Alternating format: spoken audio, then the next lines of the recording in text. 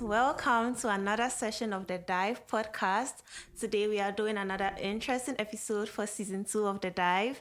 I know there's this whole controversy about being a career woman and keeping a home, and this whole statistics about divorce and being a career woman, So today we are going to talk extensively about this topic. We have two lovely ladies here with us, and before we continue, I'll just let them introduce themselves. So we'll start with Endurance. Yeah, my name is Endurance, and I I am a career woman. I've been married for 22 years now, being a mom, full-time wife, and working full-time. So it's been wonderful. I must say it's very interesting to like combine all of the values together, being a student, previously being a mom for like over 21 years. So I say it's been wonderful. Wow. Nice to meet you guys all. Wow, 22 years. That's a lot. God bless you. So let's hear from Abigail. I'm Abigail, also a mother, a wife, a career woman, currently a student. And I've been married for the past 6 years, which I know my... I'm a baby, but for the past 6 years, yes, it has been quite an interesting journey. And yeah, my first one will be 4 years. So yeah, a mother from like 4 years ago. So yeah. That's beautiful. I'm so happy to have you here. Thank you very much for taking the time to bless us with some wisdom. You're welcome. So the unique thing about these two lovely ladies is that they do it all. Like for me, I'm just a student, and balancing my academic life with my social life is hell. Like sometimes I go a week and I don't even see my friends. It's only during the week. So I can't imagine being a career woman, taking care of a home, taking care of children, being a student. Like they said, for lack of knowledge, my people perish. So today I want us to actually learn, like what are they doing that we are not doing? So before we get into anything, tell us about how you met your husband. Let's start from the very beginning. Yeah. Okay. So personally, I met my husband in a wedding. So my mom's co-worker was getting married, and it happened that I was among the bridesmaids, and I attended the wedding. And just right there, I saw I was kind of stranded. I didn't have nowhere to sit. And this guy just said, come on, come sit over here. Oh. And I just went quietly, sat down, and we started talking. Not really like deep into conversation like that. Oh, how are you? What's your name? And everything. And we disappeared, both of us. I didn't see him again for like up to like 5 years. And there was another time we met again, and that was where the relationship started. We like exchanged our phone numbers. We started talking, testing, like seeing each other. And I was into the church kind of thing. I was a born again Christian right from when I was young. So he attended my church. I was in the choir and everything. And from there, everything started. Yeah, so we started dating. While we were dating, he gave his life to Christ. He became born again. He gave his life to Christ, because definitely you can't like meet another lady that is a Christian without being a Christian yourself. So he gave his life to Christ, but he became so active in church, joined the what is it called, the the evangelism group. So right there, I was still in my church, serving in the choir. He attends my church periodically, but not all the time. But we started dating, and we had rules, of course, definitely to keep ourselves. And when he knew, okay, this is my wife to be, it took time. I had to pray about it. He prayed about it. And we came together and we decided, okay, we can build a life together. And we had to go into marriage counseling. He was attending Winners Chapel International Rally at that time. And definitely CAC, I was like a CAC Betterlight. So we had to like go through the marriage counseling process and everything. And yeah, we had to. Today. The rest is history. Yeah. That's lovely. Abigail. what about you? Okay. Tell us about how you met your husband. How I met my husband was quite interesting in the sense that it was through a mutual friend of ours that introduced us together. And I mean, it was a long distance relationship, sort of, because we're in two different locations, so all our conversations were over the phone and just talking, trying to know each other over the phone. So I think after we had spoken for some time, he decided to come see me, come see the person that He has been talking he's to. been talking to, even though we're doing video calls and all that. So I remember before he came down, he was in the US then, I was back in Ghana, and I remember before he came, I was like, God, fine. We all knew what we wanted, but the expectations were also not like it was a must for us to, settle down because it was through a mutual friend. We didn't deceive ourselves that you were looking for somebody to settle down with and all. So I was like, God, if indeed he's really my husband, let him come as he says he's coming, because if he comes, then I know that he's the one. If he doesn't come, I don't have anything to lose, but it would just be a matter of, you wasting time over the phone and everything, which was also the best part of life because you've gotten to know somebody. So just to, summarize everything, he came down, he saw me, I saw him. I was like, I think because we're, talking about things into details, it didn't feel like he was a stranger. It felt like we had known ourselves, because all that we needed to, somebody needed to, know someone. The questions and everything had been answered. Then he came down and I could see that it was a weird experience, trying to, how he was going to go about, officially making it official, asking me out and all. But eventually he did that. That was on the last day before he left to the US, and I'm like, you already know the answer. You already have the answer. So it wasn't any, and up to now, I still tease him that you have to propose again, because that time the proposal didn't really go down well with me. Yeah. So it was after that when he returned, then he made me go to see his parents. Then right after, I think after 2 months, we started going to see my church people. Then we started the counseling, and within some few months, he came back. Then we officially tied the knot, and this is where I am. It's so lovely. I want to emphasize on something. I think it's very interesting that you got to pick your husband's mind and get intimate with him, not physically, but intellectually and emotionally before you even met physically. Yeah. I feel maybe it made the connection much deeper. Oh, yes, it did. It did. Okay. And then one interesting thing I also want to make on yours is you mentioned that while you were dating, your husband gave his life to Christ. He became a born-again Christian. Okay. So not to deviate from our main topic and make it a marriage discussion, let's dive right into our topic for today. So tell us about how you envisioned yourself or your career going when you were single before you got married. How did you see yourself? How did you see your career going? And how is that different from how things are now? Yeah. Personally, that is a problem. You don't do like a long courtship. It's very important. So after my 200 level, back then in Africa, we got married. You get what I'm saying? I wanted to be like a civil engineer, and that is all I've ever thought about. You get what I'm saying? I went to school for it, but I knew definitely getting married after my 200 level. Of course, pregnancy can come in. You get what I'm saying? Which happened. Though we tried to wait for like at least a year before we had our first son, but you can never be promised. God brings these babies to you. So I became pregnant with with our first child. So that really changed everything. I didn't drop out of school. It was so helpful because I had family around me. They were able to care for me. But it's so different with like waking up to do those assignments. You get what I'm saying? You're pregnant. You're feeding a baby. I remember sometimes my mother-in-law would call and say, this child is crying. Come back home and breastfeed this child, because I breastfed all my babies.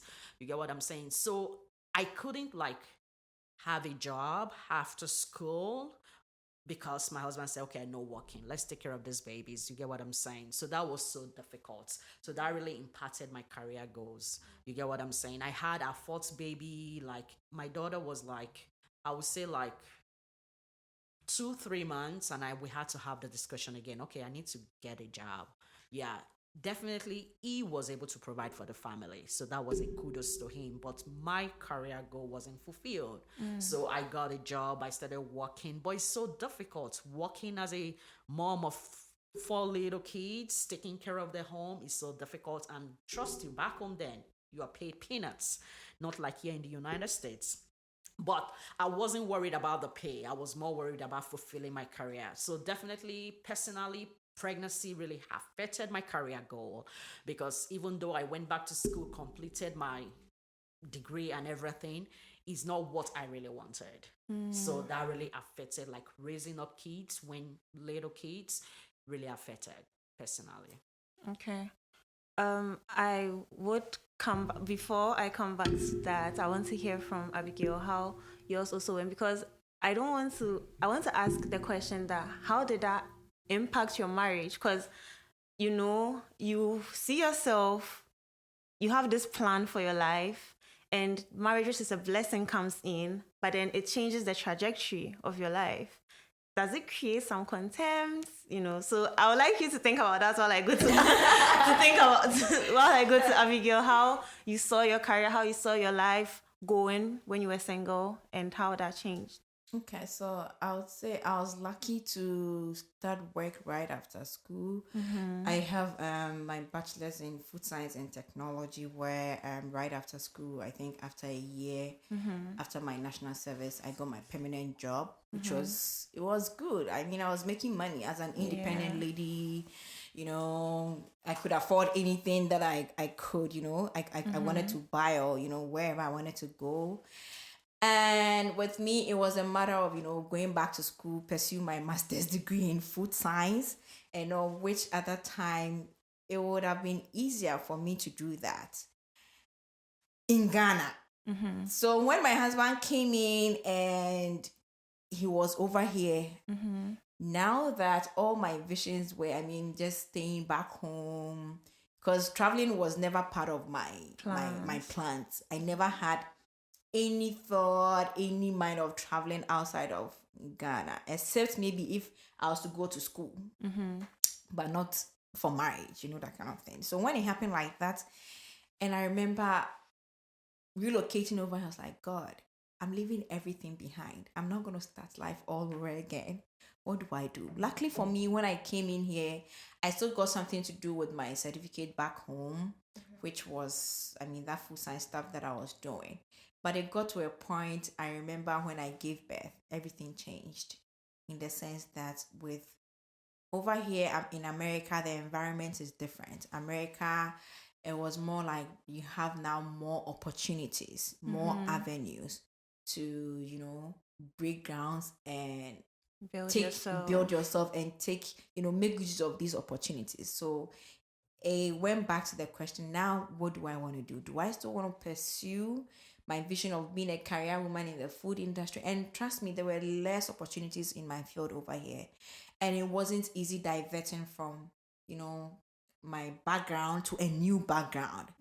And those were also the early stages of my marriage. That season, it was not an easy thing. But you ask yourself, this is the situation you find yourself in. What do you have to do? Psychologically, I needed to be there. With no help, just me and my husband in this new environment. What do we do? I remember it got to a point, I was just crying, God, what do I do? I can't.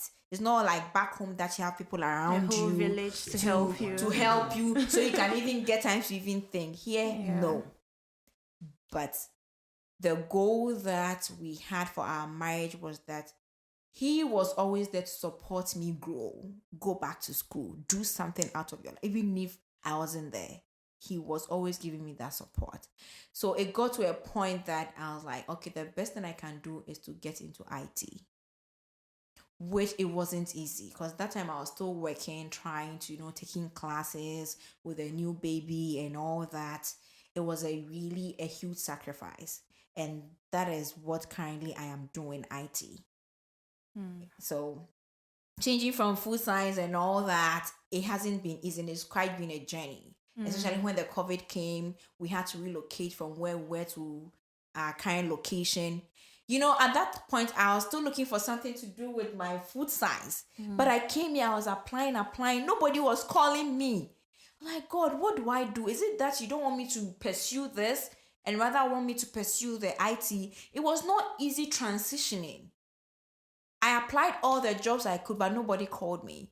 Until I'm like, hey, you know what, maybe God is telling me to pursue the vision of the IT. And interestingly, that was when I started getting interviews and interviews upon interviews. Then I got my first job, a contract job that finally got me so good. I was even pregnant with our second child when I got my final permanent job that I'm currently in. Yeah. Wow. So so then the question goes to both of you then, because in your case, back in Ghana, you were in like a management position. Oh yes. And then you moved because of marriage, and now it's like you are starting from scratch. Over. Yes. How does that impact your marriage? And same with like, how does that like in reality, like being realistic, they'll be like, oh, a virtuous woman, you have to be understanding, but then psychologically, it's like, would there be some content like, and you want kasami by now me like I think that when you are faced with those kind of situations, the first thing you need to do is accept the situation as it is. Okay. Then you accepting it. Okay, what are the steps that I need to personally, even if you get the support from your spouse, what are the steps that, because you need the money, you need to work, you need to take care of the family. Especially in America here, it can never be one person. It's not easy. With the bills and everything staring at you, you would never even be happy in your home. So I always say that with a woman, the little you can even support, even if it's $100 a month, it can offset a bill. It can do something. And that sense of, I wouldn't say entitlement, the feeling of you knowing that you are contributing to something, to a life, to support, that feeling is there. And psychologically, it even makes you whole. Just imagine you are just there always doing this. Receiving. No. It would never make you grow in your marriage. It would never make you grow. And another aspect is that you also need to look at, if possible, there are people that have been in your shoes before, they've been there. I always reference my sister Endurance. I'm like, how do you even do it? Because I know from the little story that I know from her, she lived over here about 18 years, right? Without the husband alone. Without the husband. She herself schooling with 4 kids.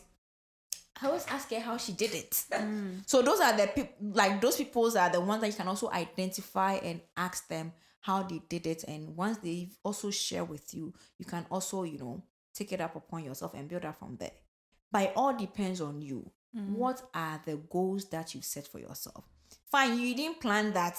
It's like you say, I didn't plan for pregnancy, but the pregnancy has come. You need to carry the pregnancy to full term. Exactly. Whatever responsibilities that come after it, you need to bear it unless you decide to abort it. Don't forget that even if you abort it, you're also going to deal with the consequences of aborting it. So life in itself is full of consequences. Everything we do is all about consequences. So you weigh options and see which one is going to work for you. And at the point of marriage, it's not you. It's not going to be me. Now you and your spouse, together with your children. So other lives depend on you.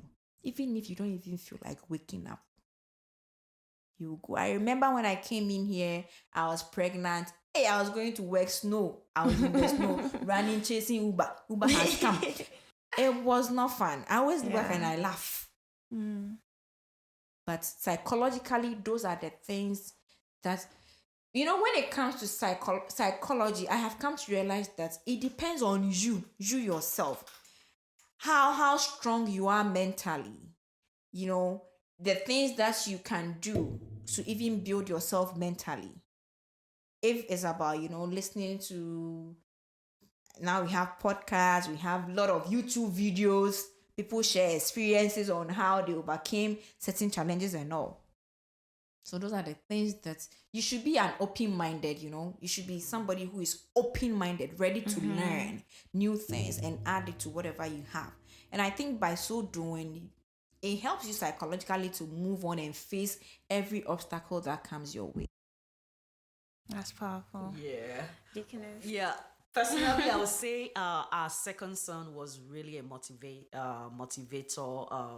factor that really helped me. So relocating from United States, having this child in Nigeria, I definitely know our healthcare system failed us back home in Nigeria. So this boy had joined this, and he wasn't. We were in a private hospital because we could afford it. And anytime I think about this child, I just think, what about those that can't afford this? This boy was in the hospital. We had no electricity, no power, and definitely we know one of the ways to help with babies with jaundice is for them to be under the phototherapy. So they were having the lights cut off like here and there, so he didn't have the full treatment for this child. But thank God for a friend that I had that came in to see me, medical doctor, said, Endurance, we have to take this baby away. Immediately, we have to look for a children's hospital back home in Nigeria, which definitely we did. We met this US trained doctor, pediatrician, that said, oh my goodness, this jaundice has really affected this baby. Let's check the levels. His levels were so high. They had to transfuse him totally, took out all of his blood. And he told me that I might see some impact on this child. You get what I'm saying? But it was like, oh, this boy is ruled out now. We might see some impact. And that was a period after we had Eagles for 6 months. I saw a little, some stuff, some delays. Couldn't sit on time, couldn't walk on time. Just after he turned 1 year, we had I think 3-5 years, sorry about that. Then we had a CIOSA, and that was when we won the visa lottery because we were believing God, please wake up for our son, show mercy.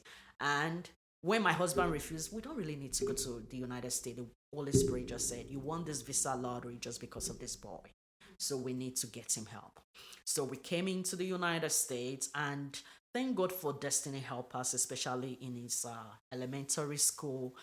They gave him PT, they gave him OT and everything. And you could see the love they really imparted on this boy's life. It was so awesome. And that was what led me, even though we came into the United States, I had to put my engineering certificate somewhere. And I saw this love. I said, what is the healthcare system like in the United States? That let me see how it is. Let me see how it is, how it's so different from Nigeria. And I took a job as a nursing assistant because definitely one foundation I had back home, you never despise a little beginning. No, you never. When God say go for it, there is a reason. And Eagles was the reason for me to be a nursing assistant, not for too long. I love the job, even though some people complain they don't like it. To me, I felt like building a good relationship with my patients, and that was where I decided, okay, I'm going for nursing. And that was where my certificate came in. I did a 16 crazy intense program at Duke. It was a crazy program, 60 months, because you already have a degree. So your degree was used to take you further so that you can do it for 60 months. It was the most difficult program I ever went into. I must tell you the truth, because it was 60 months. My husband wasn't here. I was with 4 kids. I was navigating the school system, running to the hospital to and fro for Eagles. Eagles had surgery, had to major procedure done. So, and the church family was so supportive where I was then. They were very, very supportive. So, and that was where I decided I fell in love with nursing, to be truthful. I don't think nursing, there is money in it, but the compassion. I'm telling you the truth. I loved all of my patients I've come across. And I started building the love for it, not for the money. It has only stability when it comes to nursing, not really the money. But if you are not called into the field, you'll be burned out. That's the truth about it. So I told myself I can do this. Yeah, and what I wanted to do is a job that will have impact on the lives of people. Not just come to my office and 5 minutes I'm done. No, I want to have impact in your story. Till tomorrow, I always tell my patients we're in this together. We'll ride on this boat together. So I went back to be a nurse practitioner. I think Eagles was a big motivational factor to me that made me succeed. I knew we had no choice. My husband was walking back home then, and I'm here alone. So I know there are times you can call and have like a little bit of argument. There are times you have that depressing mood, but the word of God was my foundation. Even though you have like an argument, you ask yourself, my vision is when you get married, you have to come in with that mentality of, I want to give, I don't want to receive. See yourself as a giver. Because if you see yourself as a receiver, you'll be burnt out. It's one of the major causes of divorce here in the United States. You get what I'm saying? And my husband on the other side, I know him to be a giver. You get what I'm saying? He's always like pushing me. I remember going back to school in my, what's it called? My BSN at Duke. Oh my goodness. He paid like half of my tuition straight out of pockets because he really wanted me to go for what I want. You get what I'm saying? So he really stood by me. He's always like pushing me. I can do this. I can do this. We had a lot of destiny helpers along our way. We had a lot of people that came across. I remember there's a particular lady I can't forget. Her name is Auntie Simbo. She's one of our destiny helpers. She picks up my kids when I'm at clinicals. She's the emergency contact. The school don't even call me if the kids are sick in the at school. They call her. She picks them. They stay with her. You get what I'm saying? Until I'm done. But it was very, very stressful. My health was at stake. A lot of things were at stake. But I keep holding to God. Very soon, this journey will be over. This journey will be over. And I tend to take one step at a time. One step at a time. And before you know, when you're so busy, the good thing about being busy is that the time goes on really quick. Before you know, this day is over, you're done with one semester, you're done with another semester.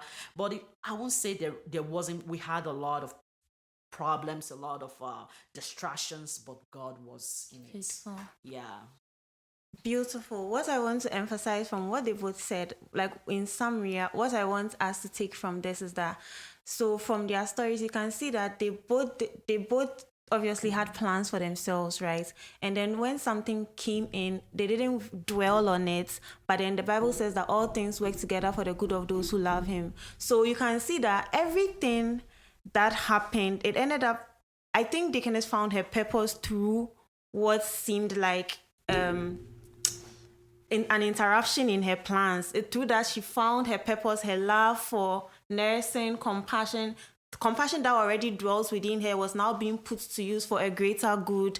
And if not for the fact that you had to move here, you would have been doing the food lab, food science, never have gotten this beautiful. Like, I feel like at the end of the day, we should not be so fixated on what we plan for ourselves, because we plan, but then ultimately it's God who has the final say. So I think that is one huge lesson that we can take from what they've said up to this point. Tell us about being a mother, a wife, and working full-time. How difficult is it, especially when it comes to the balance of it all? I feel like we are not really told these things, the realities of what it means to be a woman.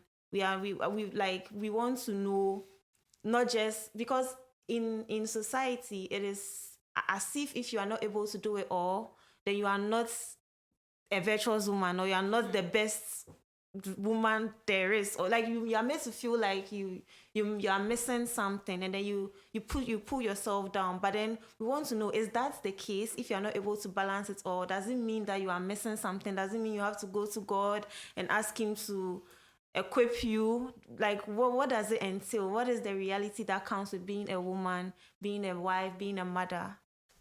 Anyone can start. It is, I would say, balancing it all is difficult. So that is why I don't like blame any mother or wife for being a full career person, to be truthful. It takes grace. It takes a village. You get what I'm saying? I don't put myself out there that I can do it all. You get what I'm saying? I also learn being a mother.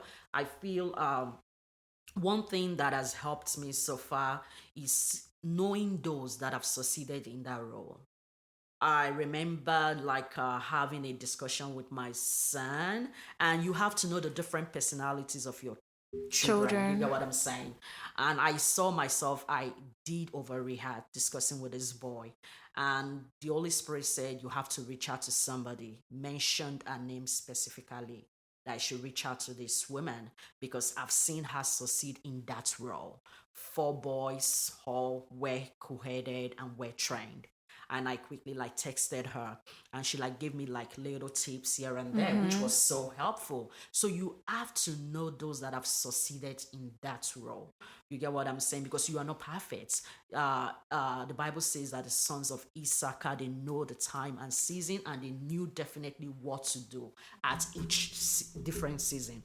When the kids were like toddler, there's a different motherhood parenting style that you have to adopt than when they are teenagers, than when they are young adults. You get what I'm saying? So being a mother, definitely say I have not reached my journey. I'm still there. I'm still learning. I learn every day. I learn from the kids themselves. Then being a wife, I know definitely that these children will leave me one day. I'm going to be left alone with this man. So that's definitely I cherish. I don't play with it. The way I was able to cope with the international relationship is I am a lovely person. I don't play with birthdays. I don't play with anniversary. Even when my husband forgets about it, I make sure I do something. I plan things. I learned when I came into the United States, the first thing that God did was to keep me with this man and woman of God that has one of the best marriage, love, romantic. So I was in that care for a long time. So I knew definitely for me to really like to be a great wife, I have to learn. So I don't play with a lot of things. I think about things extraordinary. The kids, they laugh at me. You get what I'm saying? But I just feel I'll be with this man all through my life. These kids will leave me. You get what I'm saying? Balancing, though, is not easy. You get what I'm saying? At times it's difficult. Like if my husband is coming into town and I'm working full time, I rarely call out. You get what I'm saying? There are times they won't grant the days off you ask for. Or my husband is coming in and there is no one to pick him from the airport, which is so sad. He has to take like a taxi, he has to take like an Uber back home. You get what I'm saying? I feel so bad. Balancing that is difficult with my work life, especially when he's around. He might be around for 3 weeks. But I have to work now. They won't give you the 3 weeks off. You get what I'm saying? So you are seeing this guy maybe like when you return back from work, like 7 o'clock to the next morning, you have a lot of things to do. You have food to cook and everything. So you're not spending that enough quality time together. So I would say it's kind of a little bit difficult. But the kids on the other side, one thing that helped me personally was setting boundaries and setting some standard. You get what I'm saying? When they were little, I had this rules. I definitely believe in grades. I don't care where you say grades does not. To me, it matters. So you don't miss homework. You don't miss assignments. So at the end of the week, you have to turn in everything to me. I go into power school once a week. You get what I'm saying? It is left for you to tell me if you are struggling with math, if you're struggling with science. You get what I'm saying? We can give you that help, but you have to speak up. You get what I'm saying? So I had that foundation with them when they were little. So when they were like 10, 11, they were good with not missing homework. They were good with, okay, if I'm having trouble, I have to tell them.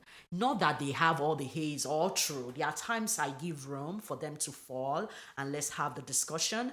But I had to set that standard. I can't tell you how much that helps me now. Oh my goodness. Now in high school, they still turn in their grades every Friday.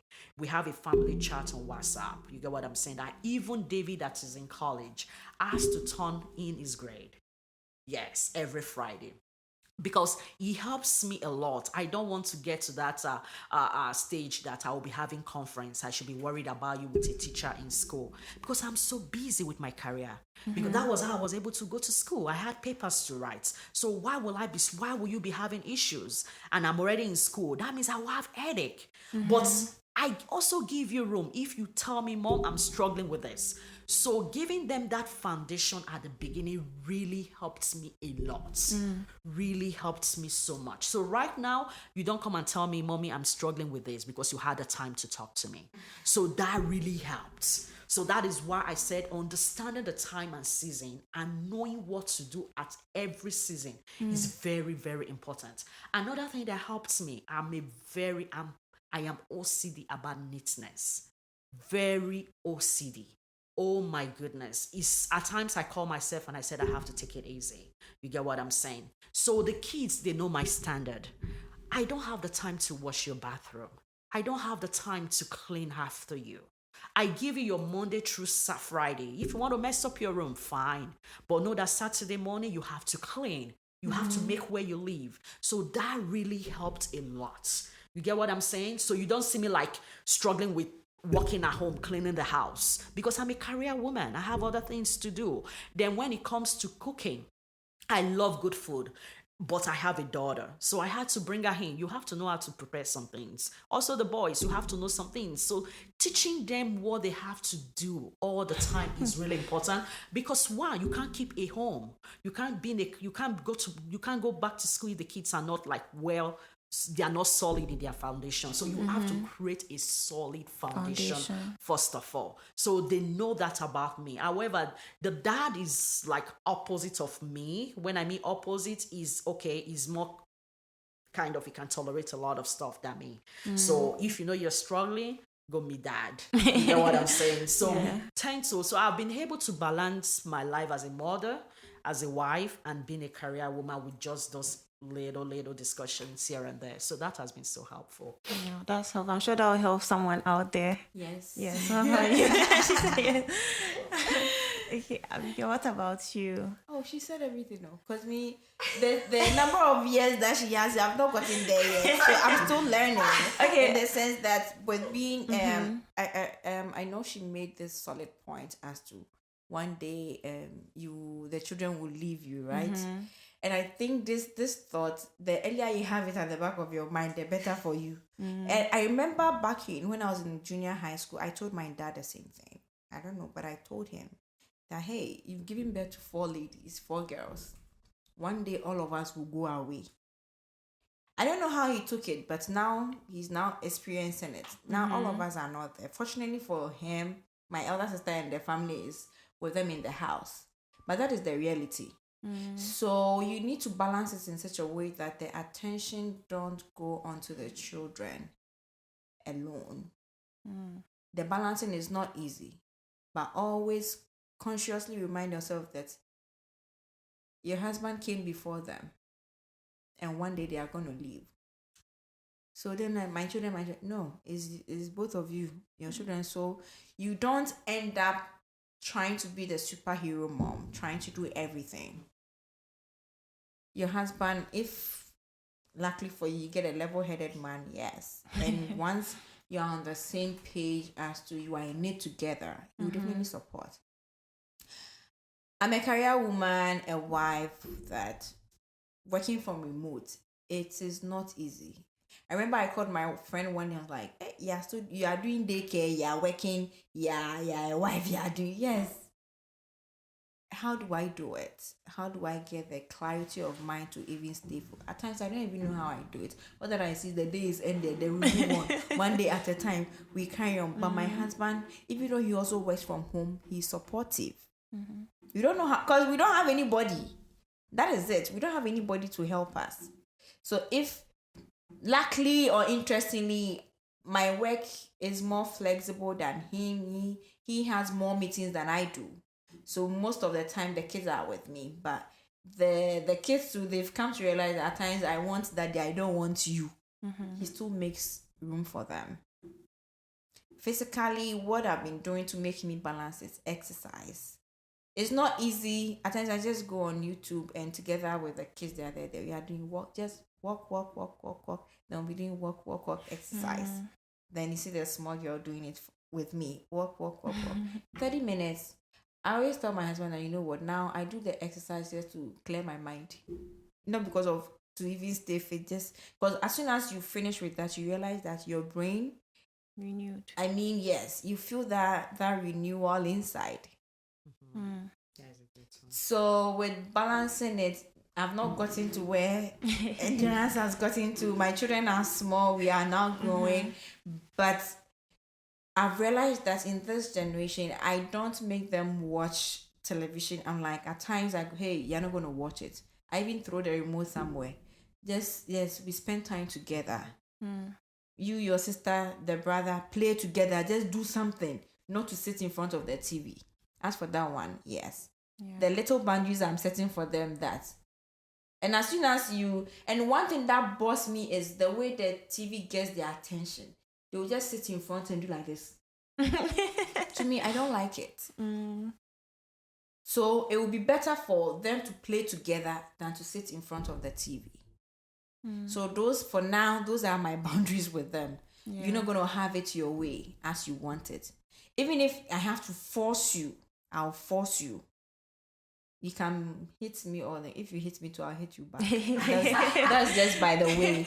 I mean, I'll tell you not to hit because hitting is not good and all that. But with them, the boundaries is you're not gonna get all your way watching TV because they are kids. Whatever you tell, whatever you leave for them, that is what they are gonna build up with. But you might think they don't even know that mommy doesn't make me watch TV all the. Yeah, I will not make you do that. And with being a wife, at times, the children, now we make sure that the children are in bed by 8:30 p.m.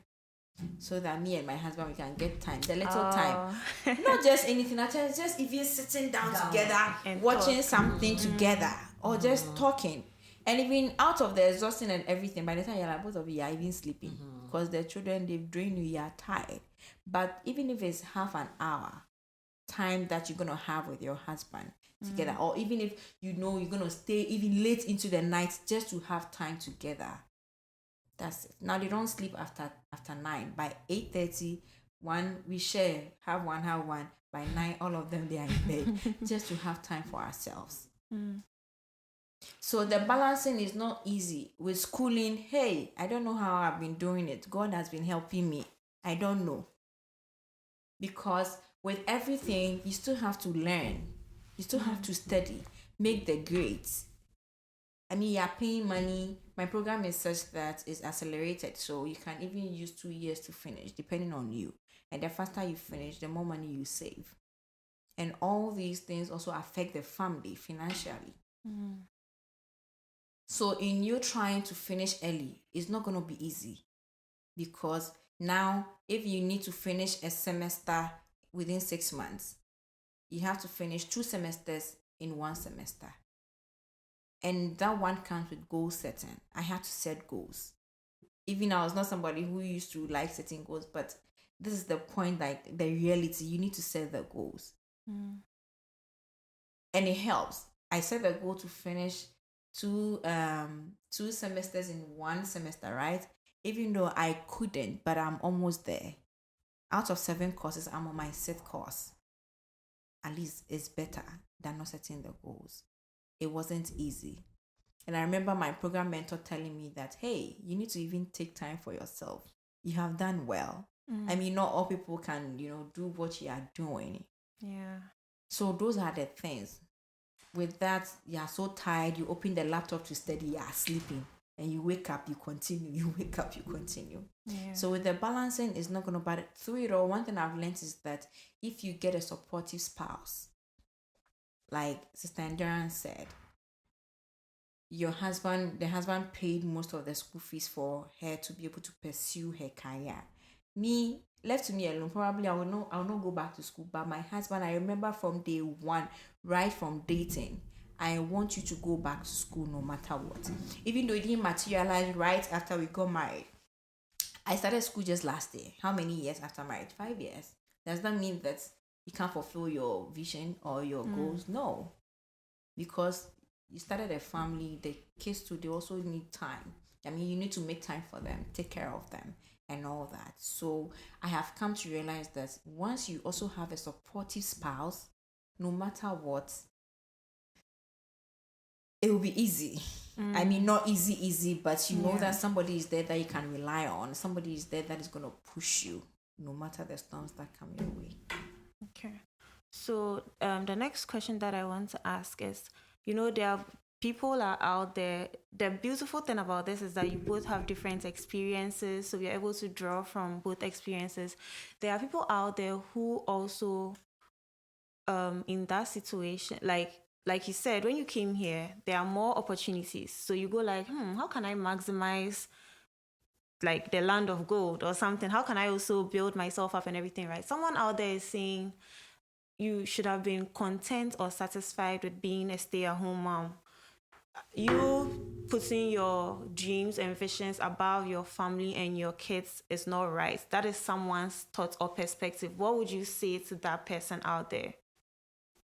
Yeah, personally, here in the United States, it is not doable for just one person. To be truthful, with the bills and everything, yeah, it is not doable. Except you guys come to like an agreement. You get what I'm saying? Let me chip in, especially we that are coming from, I mean, we immigrants. Okay. Because with the people that are already here, the reason why most of them are able to do stay-home moms is because they have wealth that have been built for them. Exactly. So the person can choose to stay home for only God knows how many years, because there is a trust fund that the Already person somewhere. is already somewhere. But we don't have anything like trust fund. You're not going to start from scratch. So that makes the difference. Because there is all of us would have loved to stay home Oh yes. and take care of our kids. let's Would get the have money. loved to, like the way they go for jogging, you stroll your baby, then you go for jogging. But if the money is not, there is no way your home is even gonna be enjoyable. There is not gonna be peace. There is not gonna be love.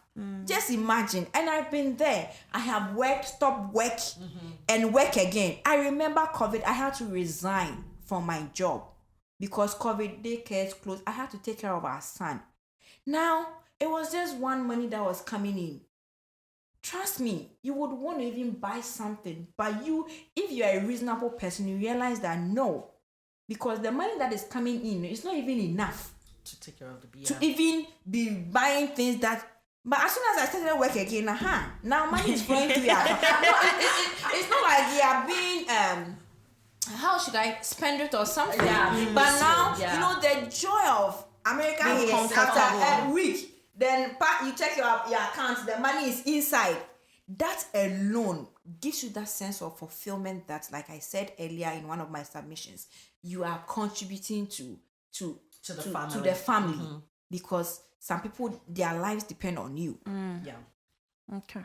So that is what I'll say. We all have to be stay-home moms, but we, the immigrants here, we don't have any trust funds. You are not going to build whatever wealth you want to build If you don't work. for your generations. And if you don't work, America, you'll be on the streets. Okay, what about those back at home? Cause yeah. It's doable. Back at home, it's very doable. Life is like cheap back at home, and in work, a lot of things. You get what I'm saying?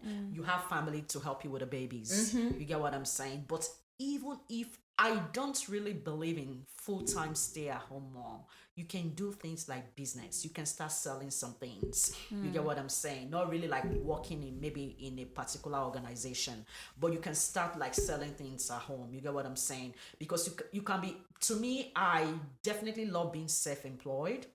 I won't lie to you. You get what I'm saying? Than like working for someone. You get what I'm saying? That is how you build like great wealth for your family. Back at home is doable, but here, like what Sister Abigail just said, being immigrants coming to this country, things are expensive. You get what I'm saying? Feeding. I can tell you, I have 4 kids, grown-up boys. I know what amounts we spend on feeding alone at home. Then I have 2 of them driving. You get what I'm saying? When you get to that point of them driving, then you know you have to be ready. Normally there are some things you want to cut down. You want to cut down data, but I can't cut down my data when I have 2 boys out there driving. You get what I need them to quickly reach me. You get what I'm saying? Because those are ways you can really cut down. Oh, okay, I can spend, but I have to give them unlimited, because they are on the road driving. Because there are some places you get to your signal, you don't have data. What about if something happens to the child and they need to get you on time? So when they were younger, using phone or driving, I was able to go down on that bill. But when they started driving, I told myself, fine. People called me and said, when I was like finding out about insurance, I remember getting some advice that you don't need to like cover them all. I can't be comfortable here in the United States knowing that legal laws for my kids to be driving out there and they are not covered. I can't even do like limited insurance on them, because young drivers, they can be at fault. So you get what I'm saying? So we have to cover them fully. And when you mean fully, you know what, definitely insurance is like car loan a month. You get what I'm saying? Then you talk about housing, you talk about feeding, you talk about everything.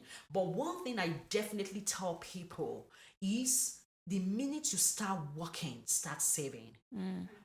I had when I became even a CNA, when I was a nursing assistant, I already started building my 401k. Is a very great mentality. Forget the net that comes into your account. Don't play with that. After you pay your tithes, don't play with savings. Have savings. You need it. No matter how small, no matter how little. You get what I'm saying? At times we are tempted with credit cards here and there. I'm a China person. I believe you can get whatsoever you want to get here in America and China. You get what I'm saying? So I'm not a designer crazy person. You get what I'm saying? The truth about it is, once you start building your family right from when the kids are small, start saving. It's very important. There are a lot of trust funds out there for kids. You get what I'm saying? For college, for everything. Start it. That $10 you're keeping in that savings tomorrow will speak for you in 20 years. You get what I'm saying? So those are ways that you can to like help and make life less stressful for your family, because you never know when you fall back to that money. It's always there for you. Very difficult here in America for someone to lend you money, because we all know the struggles. Let's be truthful. It's not difficult they want. You get what I'm saying? It's not like, except you go through the bank and get money. But things are hard before you. It's not that people don't want to help you get it. But before they pay their bills and everything, they have little left. They don't have anything left. So I always encourage everyone, no matter that money, and do not despise a little beginning. I keep telling my kids, even my young boys, the one in college, son, you can do DoorDash. Get some money. Yeah, you need your savings. You get what? Do not despise a little beginning. Yeah, in America, there's no shakarana. You know what I'm saying? There's no shakara. Do whatever you can do. Is somebody says it now, who pay be nine matter for here. You get what I'm saying? So when you are able to like meet your bills, nobody is looking at you what kind of job you're doing. No. Nobody is looking at you. By the time on Sunday you come out and look good, you get what I'm saying? You are good. So that is another encouragement I will give to those out there. Back home is doable. We can be full-time home mothers. But here, it is so difficult. And when you now think of the love you have for your partner, the Bible says love covereth multitude of sin and a lot of stuff. When you see that person working day and night and everything, and you know definitely America is a land of opportunities. You get what I'm saying? You want to assist him. The burden might be too much on him. You want to like, oh, okay, on his, okay, you work all night. Let me work during the daytime. That is another way you can alternate. You get what I'm saying? And care for the kids. Bring little income, no matter how little it is. As a mother, you look at what you have. Okay, what can we do? You get what I'm saying? The problem is, someone like me, I rarely shop in like all food. I call it all paycheck. You get what I'm saying? There are places you can get like items affordable. You plan the bill, you plan the family life and say, okay, what can we do? What can we do? What can we do? You get what I'm saying? So there, you have to be okay with sacrificing. Very important. You sacrifice for the family. You look at, okay, is this worth it? I keep telling my boys, there is wants and we have what is called needs. You get what I'm saying? We have wants and we have needs. Do you need this or do you want this? So it is very important that we like encourage our spouse. Yeah, at times I totally get it that we have the opportunity to say, oh, this one is lazy, back home coming as an immigrant. You get what I'm saying? But also having that discussion like with one another and encouraging, honey, you can do this, I can do this. We can come together and work it out. It's very crucial. Okay, so powerful. Since you're already on the topic of money, my next question is, as a career woman making her own money and all, is there a tendency to start unconsciously disregarding your husband because you have the ability to also provide things for the family? Is there a tendency for there to be disregard, not in terms of insulting or something, but like unconsciously maybe making a decision without him, maybe because you can afford, like, is there that tendency to be unconsciously morphing into something else because you also have the ability to provide? And if that also happens, what are some tips to like keep yourself grounded? My philosophy has always been this. Marriage is not for selfish people. It can never, and it won't work if you are there. Me. Okay. You think you are making the money, then why did you even get married in the first place? I know money is a different ball game altogether. It's a whole another conversation. But if we go back to the root of what God says concerning marriage, the two shall be one. Whatever, for me, whatever I earn is for my husband. He also has the understanding that whatever he earns is for us. I mean, it's us. It's not even for any of us. We have separate accounts that, yes, we work differently. We don't work in the same office. Even if we work in the same office, our names are different. The money needs to come through different accounts. We have a joint account. We have, we do it together. So if you don't get the basis right, if you don't get the foundations right from there, and even in America here, women even earn more than the men. It's there. The women earn more than the men. But if both of you, the understanding is, it is ours, it's for our family. It's not me. It's not my money. Yeah, you're a career woman, and so, excuse me to say, and so what? Because I always also say that today you might be there, tomorrow you might not be there. So you think you're earning 100K a month. Your husband is earning 50K a month. Tomorrow you might lose your job, which is paying you 100K. Your husband might get a job, which is paying 200K. Then what? It's his money, right? How are you going to do it? But if the common understanding, it is our money. I mean, you make decisions together with whatever you do with the money. That is why you are there. I mean, in marriage, the woman becomes the helpmate. That is why it's not even best to, say, I won't do anything, I won't work if you know you can work, unless maybe medically, challenged not to do so. But I believe that the little that you can even support, use it. I have done Postmates before, those that the way I enjoy that, because the tips alone is because that time I was home, COVID, I was still recovering from how to get a job, and I was like, God, what do I do? And luckily they brought this Postmate deliveries. Me and my husband were doing it. I go in the morning, even though he was working. I'll go in the morning. Our son was home. Then I'll go do 2 hours. You look at the time frame where there's more deliveries, 10 to 12. I go do that. Then I come. Then in the evening, he goes to do 5 to 7 or so. And weekends we'll go drive together. We'll go and pick it. Then we'll go. And then they gave bonus. I had like $1,000 bonus from that, including what I already earned.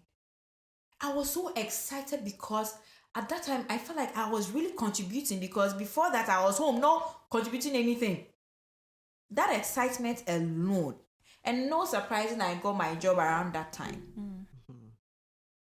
God always look at what you have in your hand in finances, but like I said, the foundation, it can never be me. There are so many people out there that, and then are me, my money. The marriages break. Yeah. So with you being there, you think you can do all that, then why did you even get married in the first place? If you know you can handle your money, then my point is, why did you even get married? Why did you get married? If you know you can handle it yourself and take care of you, then you could have be a baby mama. Exactly. Then you'll be there. Oh yes, you can be a baby mama. Now and the baby that is not providing for you, then with your earned money that you have, you used to take care of your child. So these are the realities that, the realities that we need to, put into play. Marriage. There is selfish person. You can't be selfish and say, there is no way. Always, there's not going to be joy in your home. There's not going to be peace in your home. But if you're going to work together, as the Bible said, Amos 3:3, can two work together unless they are in agreement? No matter what. And I'm not saying that you're not gonna also you everything you're gonna agree on it too. No, it's not gonna work easy like that. But that trust of, honey, I've been paid. And like I'm saying, that, I can use myself as an example. With us, I handle the bills because my husband, can't keep track of. Bill, we have paid this one. No, he can't. So now at this phase of ours, I pay all the bills. So with every money that comes into my account, the first thing I take my tithe, put some into our savings account, then the rest, because if you don't put some in the savings, and no matter what, you get home people to come and chop the money for you. But if it's in your savings, you know you are not going to touch it. So my tithe, my savings, then now the bills, then anything that less is surplus. My credit card, I take some to pay credit card off, but make sure I still put some. As for the savings, no, it's always there. So it's all about that understanding how you build it up from the scratch. If you don't tend to agree on some of these things, that's why you hear people like, why should I tell my husband that I'm going to do this project and all that? Okay, why did you even marry the person? I know there are trust issues and everything, but it all boils down to the foundation. Like what Sister Abigail said, trust. Yeah, after you become one, that is the expectation. You get what I'm saying? And it's so sad that a lot of marriages are crashing because of just the singular factor, especially our African marriages here in the United States crashing. No marriage is perfect, no matter who you're married to. Let's put that out there. It is not. I don't have the 100% perfect marriage. I have not seen the most perfect marriage, no matter whether they are pastors, whether they are up there. You get what I'm saying? We are all two imperfect people trying to work it out. You get, money is a big issue when it comes to marriage. It's a big problem. I won't lie to you. Yeah, but the ability to talk about it. Normally, I see it as a problem when I hear women tell me that they are trying to acquire this property back home and their spouse is not aware. To me, that is being prideful, number one. The Bible says, women, submit yourself to your husband. You get what I'm saying? Men, love your wife the way Christ loved the church and lay down his life for the church. It is very difficult being as a career woman. That is my expectation. If you both of you are working it out together, I expect that, okay, let's say for example, I'm working tirelessly, working all the time, come back home, a God-fearing man won't be telling me, come and pound yam for me. You must pound this yam for me to eat. I expect that man to say, baby, I wasn't able to cook, but guess what? I got your favorite from that restaurant. Let's eat this and it's over. You get what I'm saying? So food tends to be problem in marriages and money. You get what I'm saying? Like what Sister Abigail said, understanding each other. Very important. You get what I'm saying? No matter whether you've been on the mountain for 12 days, if maybe within that 12 days, I've been walking. Even if you are coming down from that mountain, let's say you're fasting as my husband or something, you get what I'm saying? Yeah, I won't feel okay if you are making some demands, to be truthful. So that is where the understanding comes in. And mind you, at times it can happen, but the ability, I learned something, no matter how angry you are, that is not when to speak. You get what I'm saying? You have issues to talk about in marriages. No one has a perfect marriage. Oni, I didn't expect this. I'm sorry. Can we do it this way the whole time? You get what I'm saying? You talk about it. But despite the fact that you earn more than the man, does not make you the man. Doesn't make you the husband, doesn't change your position. You are still the wife. You have to submit. If you don't submit, none of your prayers will be answered. Number one, nothing you put your hands into will succeed. Number two, you get what I'm saying? You are placing curses upon your generation. It's going to affect your children. So if you miss that, it's a problem. You have to submit to that man. You get what I'm saying? Also, the man, you have to treat your wife. You have to be ready to lay down your life the way Christ laid his life for the church. And that means helping me when I'm so tired. Helping me when I can't do it. Taking my hands up and say, we can do this together. You get what I'm saying? So I am not in supportive of, okay, the trust. I have family, the man has family. Yes, it is so terrible for a man to decide something on his family without telling the woman. So as to the woman also, we agree you have to like take care of your parents, you have to take care of your family, but it depends both of you. You have to come into agreements. Yeah, what can I do? If my husband says, sorry, we can't afford this bill right now, so be it. You respect that. Same thing with the wife also. You get what I'm saying? So like what Sister Abigail say, I have my personal account. My husband has his own personal account, but we have a joint account. Even our personal account, we have the same. He can log into my personal account. He has my password. He has my username. Same thing with me if I want to. You get what but I won't be pock-nosing if the trust is there. You get what I'm saying? You see the things that comes into the house. You see, okay, Amazon package came. What did this woman buy? You get what I'm saying? I take care of my husband. At times, I even say that it's not even nice. Yeah. It's not even nice because it's like you're buying something for him. You get a papa. You get the notification that you're buying this. Yeah. Because your money is together. Your money is together. Those surprises are not even surprise anymore. Yes. Unless you have a way of going about it, right? Unless maybe your credit card and like Dickness said, we are in the same bank. I can log into. I don't even do that. Yes, I don't even log log into his I'm bank so busy. account. Yes. I don't even have that time, but I know we are in the same bank. We all Yes. share the same savings account. We all Exactly. see whatever goes into it. And there is I've never even questioned him why he transferred this money from the savings. No. Yeah. Because I know that like the trust is there. Because whatever he does, he tells me. Exactly. He tells me. And that is the truth, yeah. Right? So I think you will just save yourself. You save yourself a lot of stress. That is the truth about it. And the money belongs to both of you. You get what I'm saying? The money, but it becomes a problem. I won't lie to you. It becomes a problem when the man has or the woman has the ability to work and doesn't want to work.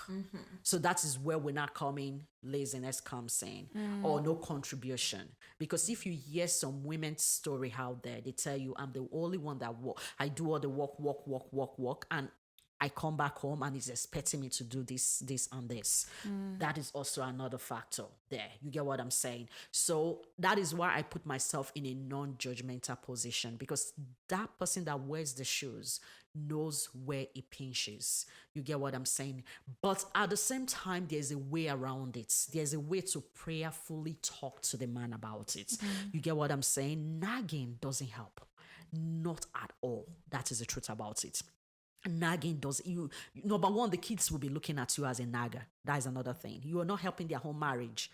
You get what I'm saying? So the truth about it is, you ask yourself, my kids, how do they look at me?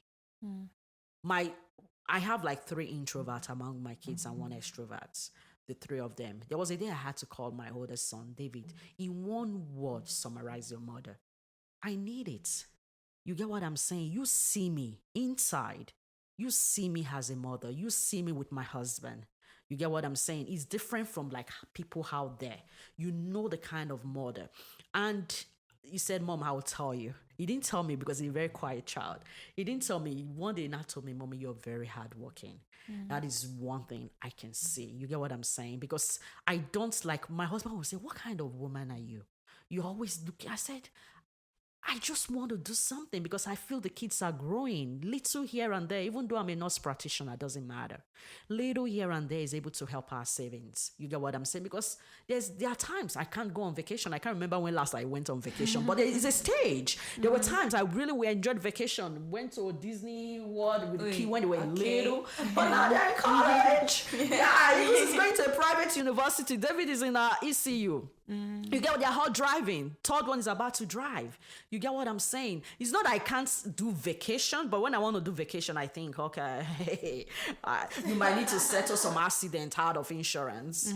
You don't want your insurance to go up. You might need to settle, like call the person if these kids are involved. Though we are praying and believing God, you guide them. But wisdom is profitable to direct. You must have that savings really there. What about if this happened? You get what I'm saying? I remember one had an accident. We had to settle. That was $1,000+ already. So that insurance, because it's better for my insurance to be stable than for you to be paying almost $1,000 for insurance. You get what I'm saying? So you must put those things in factor when they nag at a certain stage. But yes, they are getting there. Before I know, these boys are all married and I will have my life. They're out of my insurance, number one. They're out of health insurance, number two. That will help me and my husband finances and we can travel around the world. You get what I'm saying? That is why I always say the sons of Issachar, that is my foundation. I love that verse. Anytime I want to take a decision, that verse comes in. The sons of Issachar, they understood the times and season and they knew what to do. So knowing at each season what to do is very important. At this season, do I want to go to Paris? Well, I have boys entering college. But a season is definitely coming when David will be on his own. He's no longer in school. He goes to be an engineer. He's no longer in school. Then trust me, I'll be going to South Africa. Trust me, I'll be going on vacation, all the cruise. You get what I'm saying? Yeah. But at this time, I'm not yet in that season. You get that does not mean if I win the power board, trust me, I'll go though right now. But until that season comes in, then management is the key and knowing what to do at all the time. So that is just my encouragement is both of your money. You have to plan it. Okay. Yeah. So from listening to both of you, what I can say is foundation trust. So what about the lady out there who is already in the marriage, already struggling with trying to trust her husband, trying not to let the money make her proud? She's already in the marriage, already the foundation stage is like gone. What does she do? I would say you're not there alone. It's so difficult, especially the truth about it is only the word of God that makes a man. Man born of a woman tends to have this ego. You can't run away from it. As far as you are in that masculine characteristics, that ego is there. It's only the word of God and knowing God that brings you to love your wife and lay down your life just like the way Christ laid his life for the church. Nothing else can do it except that man is born again. If that man does not have the fear of God, I can bet for him that he won't come home and not slap you if his food is not ready. It's only the fear of God that keeps a man, nothing else. I won't bet for a man that doesn't know God that he won't womanize. I'm not going to do that. It's only the fear of God that keeps a man. You get what I'm saying? So, but if you are in that situation, the truth about it is God sees your heart. The only encouragement I give, stay away from nagging. It doesn't help your mental health. If it's tough in that marriage, take out time in the evening when the man comes back. Go for a walk. Go think. You need your me time. That is the truth about it. Walk in your neighborhood. Take time, listen to some good. I will tell you, Joyce Meyer is a great preacher when it comes to marriage. Take out time, listen to her. Find time for yourself. Leave the man alone. Pray for him more often. Nagging will not work. Divorce is not an option except in an abusive marriage. You get what I'm saying? Which definitely Christ is not even in support of it, except you go for separation. I would definitely say separation is better off than divorce. You get what I'm saying? Except the man is being abusive. Just stay away from nagging. Pray for him. He said the heart of kings are in the hands of God. You get what I'm saying? There is nothing God cannot do. I know at times it's so difficult, but the good thing here in America, if you're married to such a man, you have like 8 hours of your day for you to be at work. You get what I'm saying? Yeah. No man, I keep telling people, is worth dying for. What I mean is you don't want to keep that burden in you. Everybody sees it in you. The pain, the agony, your blood pressure is going high. Your sugar level is increasing. Your mental health is a problem. Take out time for yourself. Take a walk. Do something. Be involved in the house of God. Pray for that man. The good thing about the society that we are living is a kind of a woman's word legally. You get what I'm saying? So before an abusive man will just raise up his hand and eat you here in the United States, it's so difficult compared to back home. You get what I'm saying? Come home, do something fun if you have kids, do something fun with your children and pray for the man and just allow God and do him. It is hard. but it is so worth it. And trust me, if you do that, God will step into your case. But if you nag from morning to night, the man will walk out and go to the club and enjoy himself or drink his life out. It doesn't help. So that would be my encouragement to those out there. Just like keep the faith and keep praying. So, what encouragement would you give to ladies out there who are going through a similar such a situation? I think like Sister Endurance said, you can't change. There's no way you can change someone. That's why even going into relationships with the intent of, oh, I'll change this person, or no, no.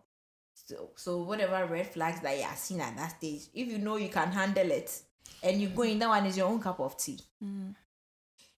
Don't ignore and think that everything is going to work out in your favor. No.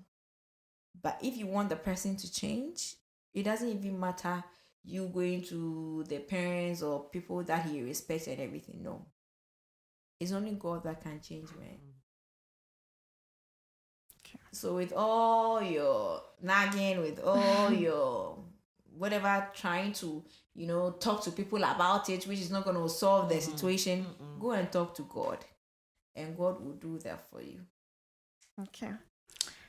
Thank you so much. We are almost done. So we'll be ending very soon.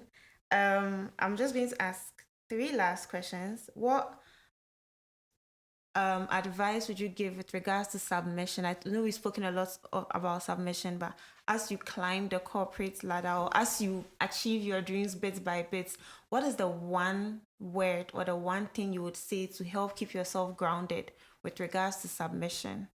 Yeah. So with the one word for me is respect. Respect. Because there is no way you won't respect an authority and it'll be easier for you to submit to that authority. The word is respect. The recognition for that authority. How do you recognize your husband? Even the people around you. Right? If you recognize that they are human beings who have feelings, and that when you hurt them, they know it, you're going to give the respect to them. That at least in that context, they are human beings. So to me, these all these noise that you are making submission, people would think is all about lying flat on the floor. No. And your husband will step on you, or you just be quiet and whatever, everything that your husband says, okay. No. To me, is respect. And there's this author who has written this book, Love and Respect. I wish everybody, if you've not married, even if you are married, go get that book, Love and Respect. It talks about it being a cycle. Once you give the respect, you get the love back. Once you love, you get the respect back. And once this cycle is broken, there is no marriage. And the respect in that context is the submission. Because you can't say that you don't respect your, like, everything your husband says, you don't respect the fact that he's the head of the home, you don't recognize his authority. No, it doesn't lead you to that submission part. No. So that key word for me is all about respect. And through that is when you will be able to build up on that communication. Everything centers around that. Respect. Thank you. Okay. What about you? Sister Abigail said it all. You want men, they have their ego, whether you like it or not. You get what I'm saying? They don't want you bringing them down in front of anyone. You get what I'm saying? Even though you have your argument at times in the secret place, you want to hide that from the family, the children. Because to be truthful, the way you are, if you have a daughter, she would take after you. You get what I'm saying? Yeah, she would definitely take after you. The way your sons are, you get what I'm saying? They would definitely like take that character from you as a mother to like treat their wives. So it is very important that you build a solid foundation of submission and true love. You get what I'm saying? Love is when you're ready. You think about knowing each other's love language. Very important. There are some depressing time. Know when to speak to your spouse. Like me, after working like the whole day, and I have charts to close, especially when I've seen sick patients, I'm thinking about them all day. Yeah, my husband knows it's not the time for him. He doesn't even come near me. He will just tell me, do you want like what's it called, like coffee? Do you want like something for me to fix for you? You get what he knows I'm thinking. He knows, oh God, I'm thinking about what to do next. You get what I'm, and I also know when he's down. You get what I'm saying? I also know when it's down. And I love Erickson's stage of development. It is very important and it is very applicable to our generation. Each stage is really real for everyone. If you know the age your husband is or your wife is, if you plug him or her into that stage of Erickson's stage of development, you definitely know what is going on at that point of his life. Is he fulfilled when it comes to his career? You get what I'm saying? Because I use that as a very as a guidance, bringing up my kids. I plug them into each stage. So David, for example, I know what is going through. You get what I'm saying? That peer pressure that you get for each, you have to know that is very important. So I love to look at Erickson's stage of development, which is a key. So knowing that and respect is mutual, is for both person. You get what I'm saying? Respect is mutual. Like I would say, for example, like at times when I'm with ladies, my husband doesn't like coming because he feels, oh, this is ladies' time. You get, and also when he's talking to his friends, you get what I'm saying? I know my limitations. Having that respect for him, loving him, you get what I'm saying? No matter what, you are able to defend him at all times, even despite his shortcomings or mistakes.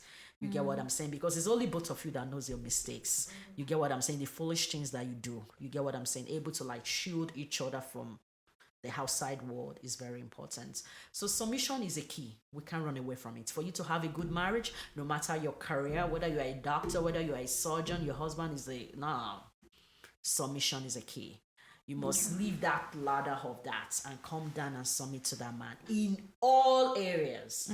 Finances, sexually, psychologically, everything. Submission is a key. Okay.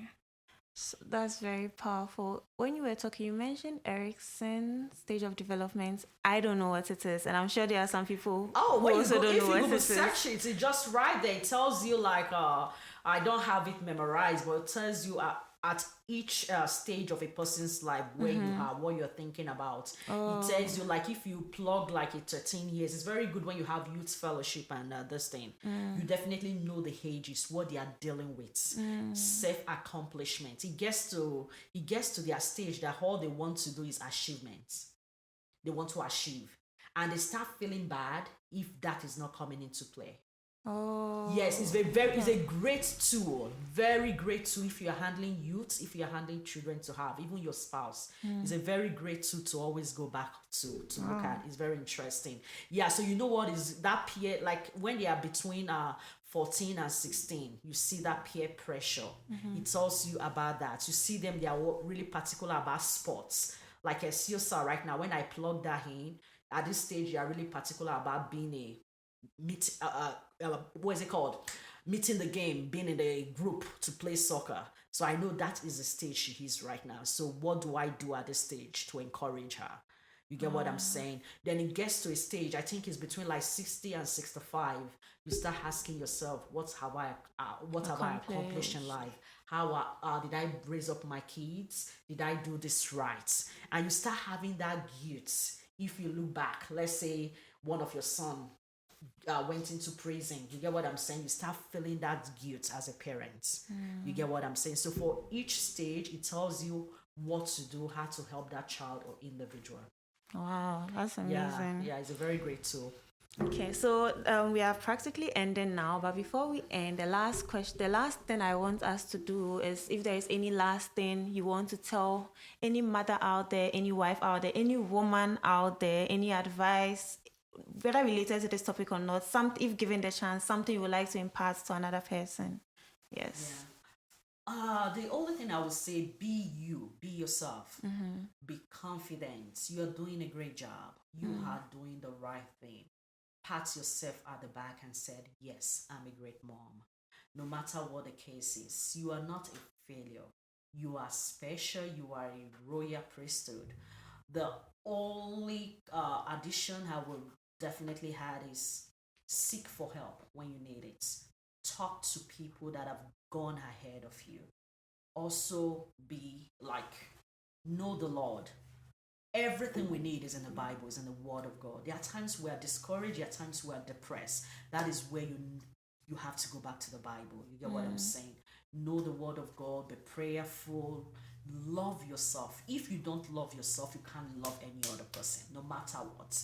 So a lot of people don't love themselves, and you're trying to love another person, whether a male or your spouse or nothing. No. Love yourself first. Is what you have that you can give. You get what I'm saying? If you don't have it, you can't give it. So it becomes like so. It becomes so. Of course, we experience the burden. You get what I'm saying? Motherhood, career woman, you experience the pain. But once you have that love in you, you get what I'm saying? You are able to overcome whatsoever comes your way. You get what I'm saying? Have the joy. Let it radiate over you. Because women, I tell you, we are special. Wow. Abigail. What thing would, if given, oh, she has not said this. Because I feel like it's amazing. You have different journeys and you are at different stages. I feel like everyone's path is different, and there's someone out there who is at your stage, and there's someone out there who is at her stage, someone out there who relates to you and what you have to say, and someone out there who relates. So I think it's yeah. So I think the little that I'll add is that you need to,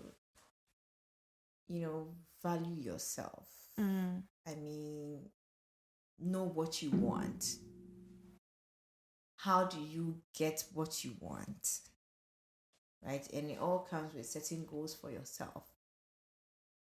It might not necessarily be, learning from people. You need to be open-minded as well.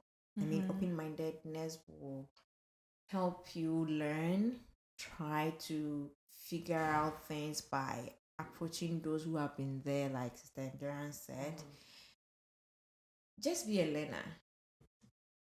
Learn. And whatever situation you find yourself in that you think you don't like, make an effort to improve upon yourself, whether it's health-wise, whether it's academics, whether it's career. But the ultimate goal is to, be supportive of the man that you are married to, because at the end of the day, your family depends on you.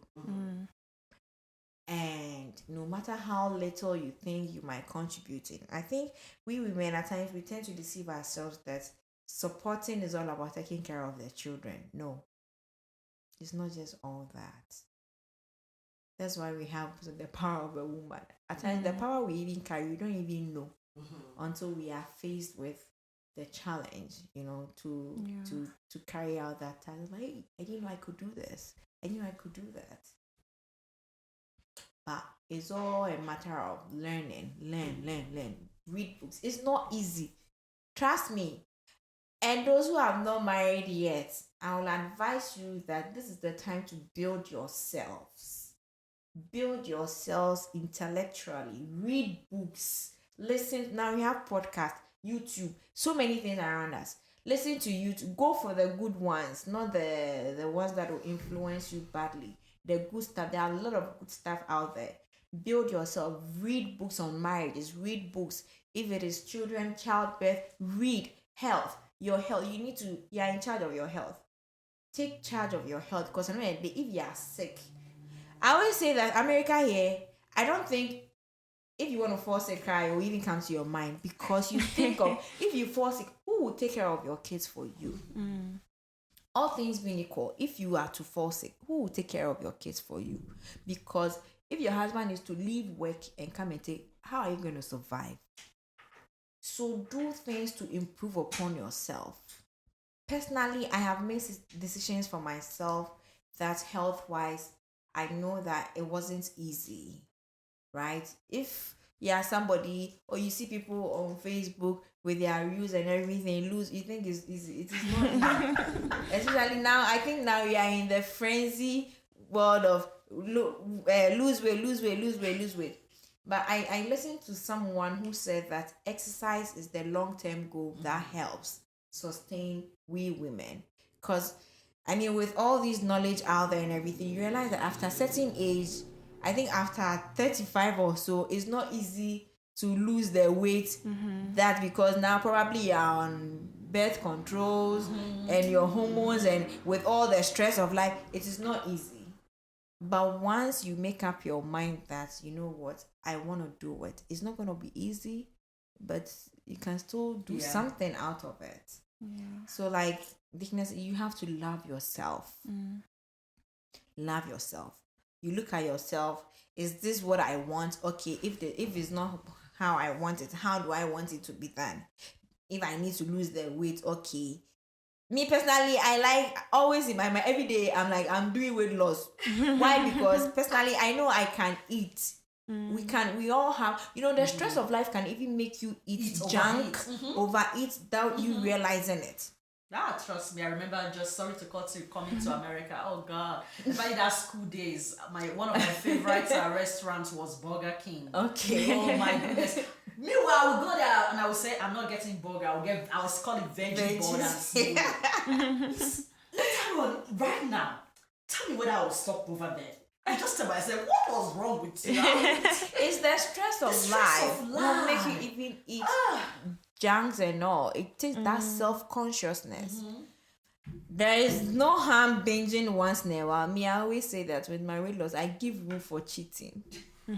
Especially if once I feel like eating it, I do that. Then after that, I go back to whatever, than to be like binging. No, I give room to cheat. And it doesn't really affect me because I know what to do. And we are different. You have to identify what works for you to get your results. Today we have all come to sit here. We've shared a lot of ideas, everything. But there are one or few things that might work for you. It's not everything that we've spoken here can work for you. No. There are a few things that can work for you. So take the ones that you think in your current situation, it will work for you. Then you build up from there. Then as you go on, you continue to, build up on what others, have to share for you. Personally, me, I'm young. I always tell Nigerians that, hey, ask her, how do you do it? Now I said she should take me as an apprentice. She's not taking me serious, but I'm serious. Because part of my vision with my food science background was to also set up a restaurant for myself and manage it for myself using my background. That will be easier. That one day I'll do it. Yes. And now I'm telling her she should take me as an apprentice. She thinks but I'm serious. She should take me as an apprentice. So those are some of the things that as you move on, it's not like you have forgotten about it all, but remain focused. Remain focused. If you need help from your husband, at times you all need help. Talk to him. And I'm tired. That thing I didn't like doing that, because to me it's like whenever I say I'm tired, it makes me more tired, right? So I'm like, I won't even say it, but now I've come to realize that I have to say it because I'm tired. And you are, that is it. I'm tired. Not saying it will not make me strong, but at times saying it will make your husband, oh, okay, she's tired. Even if you are not doing, oh, she's tired, let me do it. And now it looks like now I don't even have to say it. Say like now he even goes to because me every day I'm doing my weight loss, so like what I'm eating, that's not what you eat. Yes. So he has to find something for you. But most of the times I'm like, babe, what will you eat? You ask, you ask, even he's not gonna, and he will back act like he will intend asking you to, what are you going to, like, me, I'm not eating, I'll eat, I'll figure out something, but because I know that with the kind of work he's doing, it takes more toll on him. Even at times I even go to ask him, how can I help you with your work? We are both in the IT field, right? Yes. And I'm like, okay, can you help me with this? Something on Excel, and I'll help him, because whatever it is, if he has 30 minutes of that time and I know I can support him, why not? So as a woman, as a lady, single lady, this is the time to build yourself. Trust me, when you get married, it's not easy to be reading books. So it's the time to be reading all the books. You have to read. Since I got married, I've not even read one full book. It's just a matter of refreshing myself on the books that I read earlier. This year, I said I was going to buy 3 books. I couldn't buy them. I put them in the cart. I forgot. It's not me. But I'll still buy them because the year is not ended. You can get few books that will expose you. We have books like this book that I was taught, Love and Respect. If you can get that one, you read it. 4 Seasons in Marriage is out there. Gary Chapman has a lot of simple books that they are practical, like the 5 love languages. These are some of the things. I mean, those books, right? And those will help you. 101 questions I knew before married. It's not you going to read it to yourself or you and your fiancé or your husband. You read, you answer those questions and all that. And little by little, you get there. Oh. Thank you so much. It's been very exciting, very insightful, a lot of wisdom. Thank you so much. May God bless you and replenish whatever it is that you may have lost. Amen. In 1,000-fold. Thank you so much. And thank you guys for joining us today. If you have any questions, just leave it in the comment section or leave it in the DMs, and then I will definitely get them to answer your questions for you. Sure. Don't forget to subscribe, and thank you again. Bye.